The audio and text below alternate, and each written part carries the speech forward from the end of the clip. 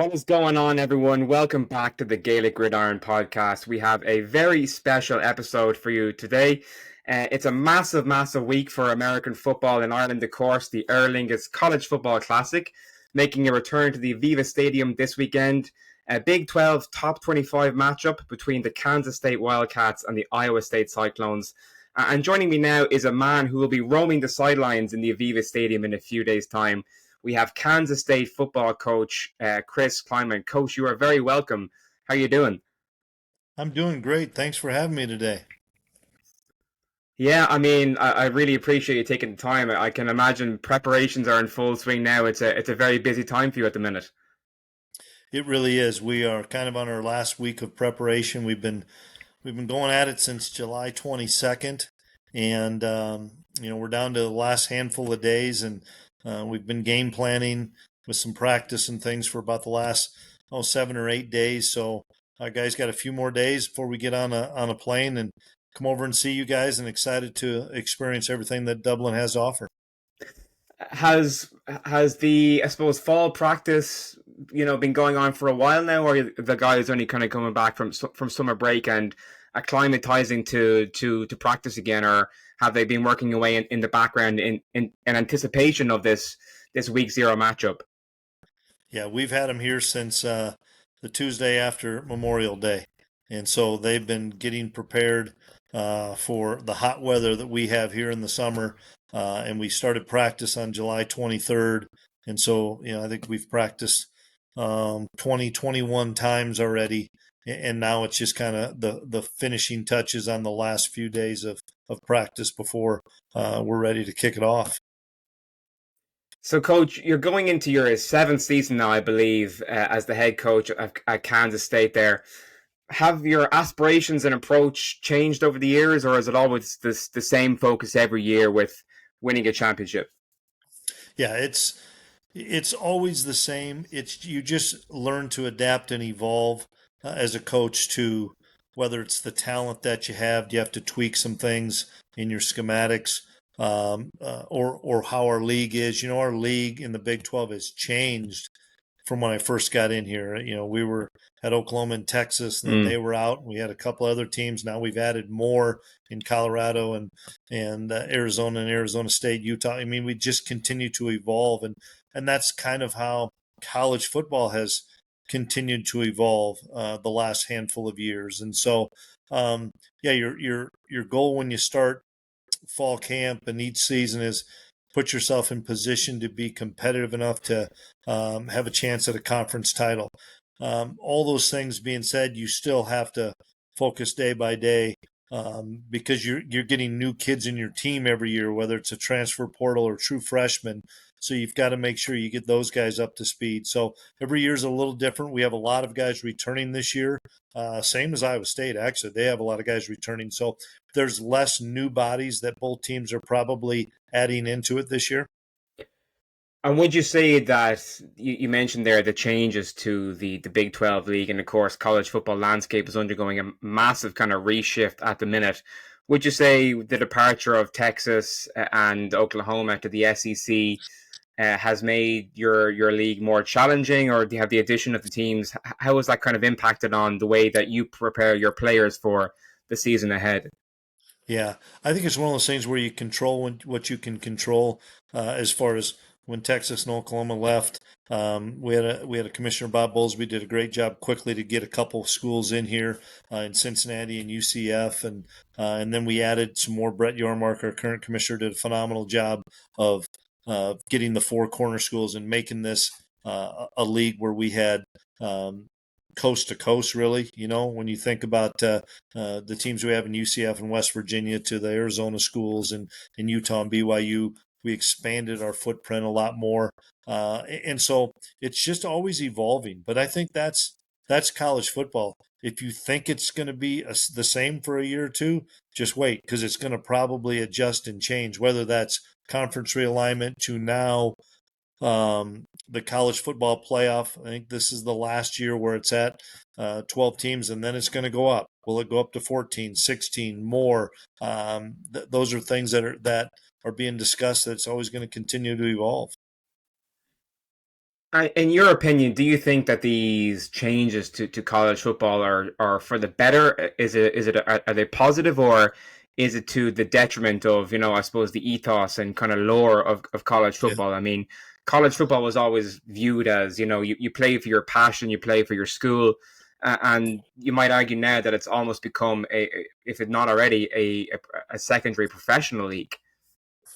Yeah, I think the jury's out on that still. I'm a traditionalist. I played at that lower level, and I hate to see those lower level schools players get ravished and go to other schools. But I get it; it's a part of it. You can't complain about it. It's just the reality. You got to continue to move forward. I think we're going to continue to tweak some of the things in college football. They reduced our rosters this year because of a House settlement. We hope that gets changed back because teams don't have enough players. We need more players. The one thing I never wanted this to do is take away opportunities in college football, and that's what we did this year. We took away a lot of opportunities of kids that just wanted to walk on and be a part Mm. of something that's bigger than themselves, and that's a team. And we took that away. I hope that gets brought back. And then I hope we still emphasize the smaller levels of college football because when I get a chance to visit with high school kids, it's like go play college football. It doesn't matter if you play at Power Four, if you play at Division III. It's an opportunity that you get to continue to play this great game, and those lessons you're going to learn, whether it's on the field or in practices or whatever it may be, are going to last you a lifetime. Now, prior to joining K-State, coach, you had huge success at North Dakota State in the FCS. You had four FCS championship titles in 5 seasons. Has it been difficult to kind of translate that success to the FBS, or is it a different kettle of fish altogether playing at the higher level? A little bit twofold on that. Um, I'm a big believer in football's football. So, at North Dakota State, we were able to beat a lot of Power Four schools when we had that opportunity. North Dakota State was, and still will be just better than everybody else in Mm. FCS. It wasn't me, it was people long before me that were winning championships, and then it was Craig Bull, who I replaced, and then it was Matt Ince who replaced me, and then Tim Polasek replaced him. Everybody's won a national championship. So that's just because your program and your culture and your administration Mm. commits to it, and it's just better than everybody else's. Um, in Power Four, yeah, you get a lot of teams that maybe try to separate themselves, but right now we're separating ourselves strictly by dollar amounts, not by culture, not by some of those things. It's by who has the most money. And hopefully we get that stuff under control so that everybody plays with the same deck. And right now, not everybody's playing with the same deck. For the uninitiated who mightn't be as familiar with the college football world as myself and yourself, can you kind of tell me about the gap, and I use that word loosely, between the FCS and FBS, because they, at the end of the day, they are both Division 1 college football, but they're not quite the same. Yeah, it's more the revenue, what people have to work with, the budgets, the scholarship numbers, the NIL or revenue sharing, where people can give millions of dollars. And at FCS, you might not be able to give very much money at all. That's more the love of the game and those kids getting a chance to make a little bit of money. You'd be surprised the amount of kids that are at smaller schools, whether it's FCS or for us, Group of Five, that can play at a really high level and play for many Power Four teams. And so, that's the gap that we're trying to continue to shrink, so that there aren't 15 teams that only can win the Mm. national championship at Power Four. There's, trying to get 40, 50, 60 teams where it's more competitive. And we'll see. Time will tell if the revenue sharing model works, where everybody's dealing with a cap similar to the NFL. If everybody has the same amount of money, yeah, some teams might be a lot better because of that culture. Then let it be because of that culture, that coaching staff, that great player, but don't be because that team can buy a great team. And do you think? I mean, you're in the thick of it there, as a head coach in the Big 12. You have a front row seat to the circus that college football has become. I mean, is it going to be regulated eventually, or will it continue to be left unchecked for the near future? Do you think? Boy, I hope so. This front row seat's not a great seat at times. it's a struggle at times when you're in the front row seat and you see some of the things that are happening. That's what we can only hope for is that the commissioners, the presidents, we get Washington involved, that we get some guardrails so that we do create parity where we all Mm. have the same rules from a financial structure or similar rules, and that's time will tell on all that. And unfortunately, that's for another day, another time off season. Because once you get to the in season, nobody cares about any of that Mm. stuff. You just got to be productive on Saturdays. Your predecessor at Kansas State was the legendary Bill Snyder, after whom the stadium is named, and so much success that he had there turned the Kansas State program into what it is today. Was it daunting for yourself to kind of have to follow in his footsteps and to put your own stamp on the program? Without a doubt, but I've never really run from that. And I wasn't going to be afraid of that. It was an opportunity for me to leave FCS and Mm. go to a Power Four school. And I trusted in our staff, in what we were going to do to be successful, that I knew it wasn't going to be easy. It wasn't easy for Coach. And even when Coach got it turned around here, it still was a challenge. But um, when I was at North Dakota State, we won 3 national championships when I was an assistant for Craig Bowl, and Craig was the head coach. He went to Wyoming, and everybody told me not to take that job because Craig had just won 3 national Mm. championships. Why would you follow that? Well, we believed in what we were doing as the staff that stayed there and the players that stayed there. And so it prepared me to come here and face another daunting challenge of I'm following the guy the stadium's named after. Trust me, I know the highway's named after him, the stadium's named after him, all these things, but we're still trying to continue to build on the legacy that Coach Snyder built. And just maybe doing it a different way, but you have to do it a different way because college football's changed so much. Tell me about your leadership and your coaching style and how you motivate your players, because these are still to a large extent kids when they come in, 18, 19, 20 year olds. I mean, they're playing in front of 70,000, 80,000 people on weekends. They're getting all this NIL money. It's a lot for young men and young athletes to kind Yep. of to deal with. So as a coach, how do you try to get them to focus on the matter at hand, which at the end of the day is playing football and being productive on Saturdays, as you say? Yeah. Um, I guess a couple things. One, build relationships with them. Be honest with them.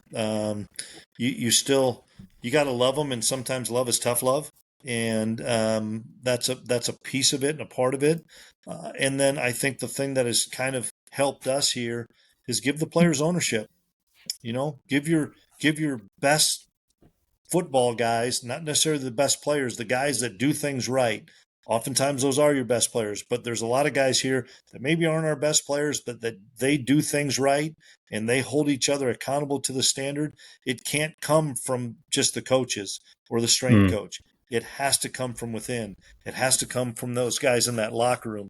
And if they believe in what you're doing, they'll market your messaging better than you will as a coach because it's way better coming from one of their peers than it is coming from one of our coaches. And I think that's something that we're never mastered, but we're always trying to be masters of that, of give the kids ownership, give the kids a voice, let them be your barometer and let them be the thermostat in your locker rooms and stuff so that they can be the guys that set some of the guardrails. And how would you say that giving them that ownership, that that kind of purpose translates onto the field? I know you yourself won a Big 12 championship in 2022. Has that kind of been the benchmark for success Yeah. so far? And do you kind of use that championship to motivate your team to see what's kind of possible in the future and what they can aspire to? Yeah, and I guess it's even further than that. I've been like this ever since I was a defensive coordinator, where I wanted information from our players of who they trusted out there with them, who knew what they were doing, who could handle adjustments.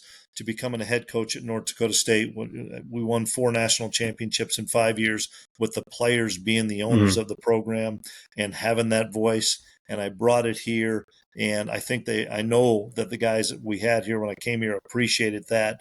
And then the longer you're in the program, the more leash you get, the more appreciated you are, the more you get to have that ownership. And so if you'd ask our older guys here, what's the thing they probably appreciate the most is they have no problem coming to me and asking me something or implementing something that they know I would want changed or seen. And we have a big statement here that if you see something, say something. Mm.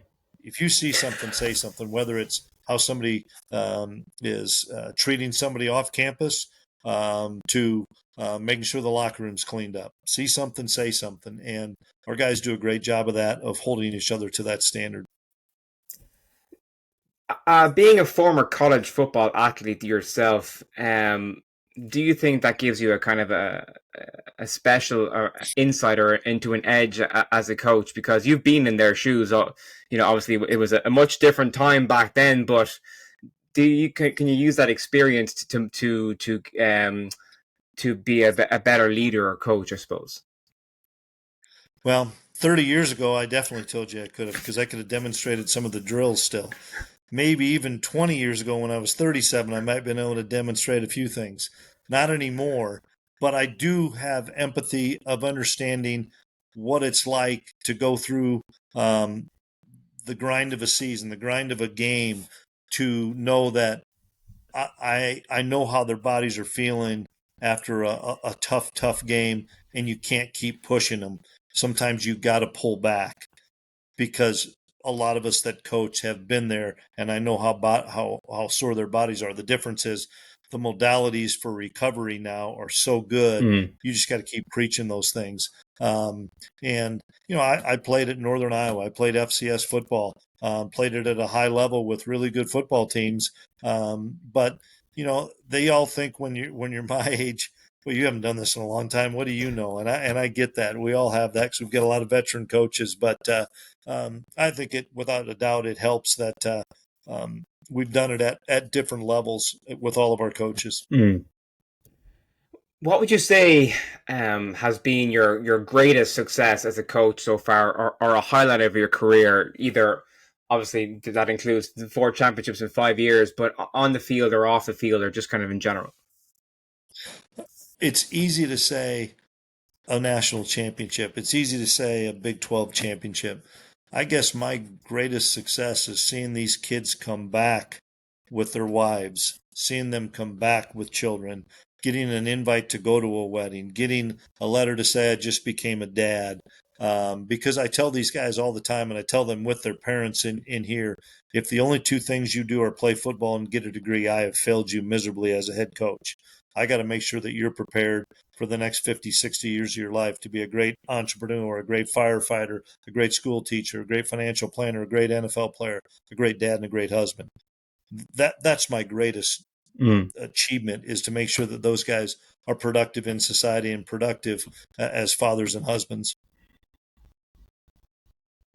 I've had several coaches on this podcast in the past, and that is a common theme that has kind of run through. It's how your players turn out as men and go on with their lives is the kind of greatest mark of success as a coach. So it seems that that's very much the case with yourself as well. It has to be. Not a lot of these kids are going to get a chance to play NFL football. There's a handful that are, and the ones that we have typically have their degrees with them when they do leave here. But this world's crazy right now. We've got to make sure we're putting great men out there that are making great decisions, that can be great role models for their children, that can be great role models at their workforce wherever they're at, that they can be a leader in a school if they're a teacher. And I think that's the thing that you're not getting taught in a classroom. You're just not, and you're getting taught by life lessons you've had on a hard workout, a tough loss, a great win, a challenging road trip, all the things. Those are the things that prepare you for life. Now, Kansas State, your football program are ranked number 17 in the preseason AP Top 25. What are your own kind of expectations and hopes for the season ahead? It's a fresh slate and a brand new opportunity. What do you hope to get out of this season? Yeah. I don't really care about the rankings, and I know that that is kind Mm, of what everybody looks at. I honestly wish they didn't do any preseason rankings until everybody's played through the month of September, because nobody knows these teams. Nobody knows the guys you lost. Nobody knows the transfers and the new freshmen you have. So I try to block out all those mm, expectations from what the rankings say. I probably very similar to a lot of head coaches like that. You know, you're ranked wherever. That doesn't mean anything. You better prove it on the field. And mm, so we talk about it too, guys. The 2024 team earned that 17th ranking. mhm. Just like in 2023, we were ranked in the top 15. I said the 2022 team won the Big 12. They deserve the ranking. You guys haven't done anything yet. So it's making sure that those guys understand that that was the past, and what is the future is now, of making sure that you prepare your best to give yourself a chance to play. If you do all that stuff, all that other stuff in November is going to take care of itself. Let's talk about the game in Ireland this coming weekend. We have a top 25 rivalry matchup, Farmageddon in the Aviva Stadium against Iowa State. How excited are you for this game? I'm really excited for the challenge. This is a great team that we're playing. They know us well. We know them well. There's a lot of veteran kids on both sides of the ball. It's a great way to start off the college football season. It's a great way to showcase our league, the Big 12. It's going to be who can make the best adjustments with the new stuff you see, as well as what kids can make the most plays. There's going to be an open field tackle that we either make or we don't, or they make and we make them miss, whatever it may be. But it's just going to be a game of who can make the most plays, because both teams are pretty talented. Was it an easy decision to make the trip across the Atlantic to the other side of the world to play this game? What kind of went into that decision process, and how did the opportunity come about? Um, it was an easy decision to have 18 to 22-year-olds getting a chance to go to Ireland and cross the pond to go play. I went there to Dublin, myself, my wife, and our AD in February, and that was my first time ever across the ocean. So I'm thinking I'm 57, and I finally had a chance to do it. I get an opportunity. I have an opportunity. We as a program have an opportunity to take 105 kids that may never get back again, and so that made it a pretty simple decision. I think it was a hard decision from the logistical part of things that Mm. our support staff has done a phenomenal job organizing. And it's a challenge every day. We're having meetings on it. But for those young men, the chance to go across, I think it's an opportunity of a lifetime. It certainly is, and we certainly cannot wait to welcome you here in a few days' time. It literally is this weekend, and we're all the entire American football community here in Ireland. We're so excited. It must be interesting from your perspective on the other side of the Atlantic to see your sport, American football, gain massive popularity in Europe and Ireland specifically. What has that been like to kind of watch the fandom grow? Yeah, it's been really neat. I know that we're going to send a lot of people, and people that are taking 7, 10, 12-day vacations over there, and not just seeing Dublin, but seeing a lot of different places. And I'm sure Iowa State's the same way. It's just, people that weren't sure if they wanted to go across the pond for a trip to do something. This game probably gave them more of an opportunity to say, well, let's go out and spend 3 or 4 days somewhere else and then fly in, or just go spend the whole time in Dublin. I think and I think everybody will see that from Dublin, how many fans are going to be there from Kansas State and Iowa State. Coach, I have one last question before I let you go. And again, I really appreciate you taking the time. I imagine you are up to your eyeballs at the minute with this game, but obviously you have such a hugely rich background in the sport of American football as a player, as a coach, and you've had great success. And I'm sure you'll have even more success in the future. But if you could pick just one, what would be your favorite football memory? And this is something that I like to ask all my guests as a nice little question to finish up. So I'd love to kind of get some insight into what you would choose as yours. Yeah, my truly football memory, I probably have two. One was in 2014 when I was a first-time head coach and hoisting a national championship trophy in one of the best national championship games that ever been played in FCS against Illinois State, where we won really on a last-minute play. To say that as a head coach, boy, nobody can ever take this away from me, a national championship. And then the second would be in 2022 when we won the Big 12 championship, and not many people thought that we even belonged in the game. And we won in overtime on a last-second field goal in front of a sold-out friggin' AT&T Stadium in Dallas. Those two moments are tough to top for me. Great stuff. Well, listen, Coach, it's been an absolute pleasure talking to you. Thank you for taking the time. And I'm looking forward to see you in the Aviva Stadium this weekend. All the best. All right. Appreciate it. Thanks for having me.